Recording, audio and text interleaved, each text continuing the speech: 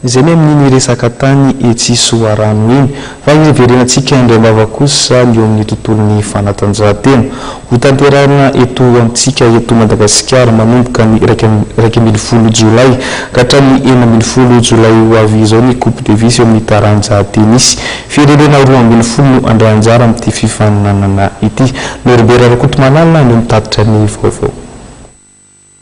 Firenena 12 Algérie, Benin, Ghana, Botswana, Cameroun, Kenya, Madagascar, Maroc, Mozambique, Namibie, Nigeria ary Rwanda no hiatrika ny Coupe Davis eo amin'ny taranja tennis izay atao eto Madagascar manomboka ny 20 Jolay ka hatramin'ny 20 Jolay. Noho ny fandraisantsika izany lalao avana izany dia manao toivaka ireo mpanohana ka isan'izany ny orinasa DHL.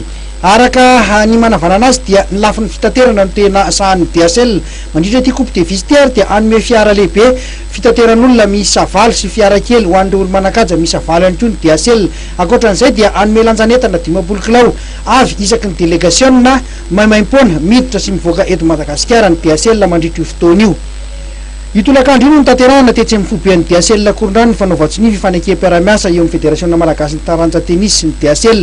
Mpilalao efatra amin'ny rahalahy mila ravinahitra any ivelany no fantatra fa hiary ny voninahitra Madagasikara amin'ity faninanana ity. Mpilalao enina no tsy maintsy mandrafitra ny ekipa pirenena malagasy. Ankoatran'ireo mpilalao avy any ivelany dia anomboka ny 10 Jolay ny fampivondronana ny mpilalao malagasy eto toerana izay amenona azy ho enina. Mpilalao 12 no hiatrika izany ka hitady toerana 3 anampy an'iretsy mila ravinahitra atsy ivelany iretsy andray anjara amin'izany ihany koa ny Skadi Junior.